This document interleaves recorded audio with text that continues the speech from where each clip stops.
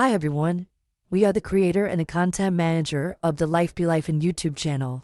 This channel was started to spread hope, inspiration, and faith into the world. We both have had very different life experiences, but we believe that our differences have led us to understand how much we also have in common. We also believe that all people are looking for hope, connection, faith, and love. Today we are posting an interview where our channel creator will discuss the topic of rejection and how to overcome it. We hope this interview and our channel help people find faith, hope, and inspiration. Now we're going to get into today's topic on rejection and overcoming it. First question. How would you explain rejection to someone who hasn't experienced it yet? Honestly, rejection, it can really be hard to accept. But at the end of the day, throughout this podcast and throughout this video, you'll see that I'll say at the end of every sentence, rejection is really not your final direction. And usually when someone or a person rejects you, it's redirection, honestly. So, yeah. Okay. Question number 2. You talk about a specific time when rejection hit you the hardest. And there was honestly when I think it was like my first semester in college, and you're getting to know everyone, you're cool with everyone, everyone's digging your personality, you're digging theirs, and having issues with this one particular person sometimes, and in being rejected, I guess, by them, you feel more so isolated. Because honestly, like when you see that other people is allowed to talk to them, or you see like a group of people like in one room, but they're just rejecting you based off an interaction or just based off like a conflict, and they reject you, is really a hard pill to swallow.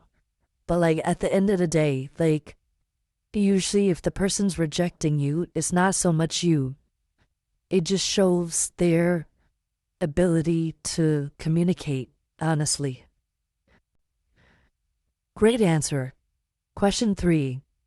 Can you talk about a rejection you faced that was devastating at the time, but then became a redirection point in your life? When it goes back off if I piggyback off the last question, it was, I had this situation with a person and I wasn't allowed to talk to them. They weren't allowed to talk to me. Great, cool.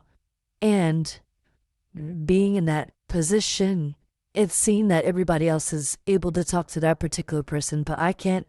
That's supposed to be my friend, and I can't, literally talk to them. You feel sad. You feel like, what is wrong with you? But like 2 years, being older and more mature, you're just like, okay, well, maybe that friendship or maybe that relationship just wasn't meant to be. Ain't nothing wrong with me, and maybe it's just the person had issues of themselves. Some people are jealous. Some people just grew up in a different time zone than you were, a different household. You just have to accept not everyone's gonna like you, and not everyone's gonna be there for you. But as long as you know who you are as a person and everything, then you just keep moving forward with God. Sometimes that shows you things to redirect you.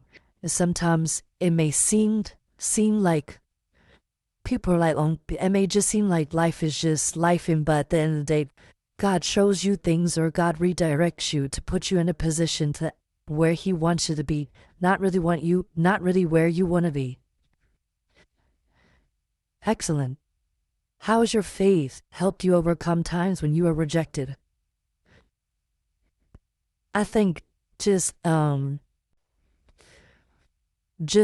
putting on music and honestly sometimes crying myself through it. Like I said, rejection, it doesn't feel nice. It's honestly not supposed to feel nice. But I think I feel like rejection is redirection, and it's honestly just knowing who you are as a person and keeping the faith towards, okay, well, just because this person rejected me doesn't mean the rest of my life I'm gonna face rejection. Some people reject you for a reason. They may feel that you're better than them, or they may just have a hidden agenda. Like sometimes in life people can be unfair in general, but when you pray and you ask God for resources and ideas, he gives you that. He doesn't just leave you aside as like, he's our Heavenly Father and he's helping you through some stuff. So, I totally get it. And last question. Can you share anything else about overcoming rejection and coming out stronger on the other side? So the person, you may have had a person that rejected you, or you may have had a significant other or partner or whatever, family member, whatever the case may be, that rejected you. Just know, just because that person rejected you doesn't mean that it's going to last long. The feeling you may feel like sad, mad, angry, feel those feelings, but don't stay in those feelings too long. Don't be in the position where you allow yourself to be angry about this person rejected me. What did I do to them? Because when you go through that cycle, I'm not saying it's a hard cycle, but break the cycle. This person may not like me now, but in the near future, they may dig me. Sometimes you have to find you before you try to find other people. Sometimes you have to be isolated in a season for preparation to be in the spotlight. Sometimes you have to be behind the scenes working and doing things, just for people to realize you. And just to anybody listening, you're seen, you're heard, and you're valued. You're never forsaken. And people may have forsaken you. Family members may have forsaken you. Life may have forsaken you. But just know that we serve a Heavenly Father that will never forsake you and never leave you. And to all those listening, make sure you subscribe. We are real people. So make sure you subscribe, like, comment. And we look forward to interacting with y'all soon. Bye.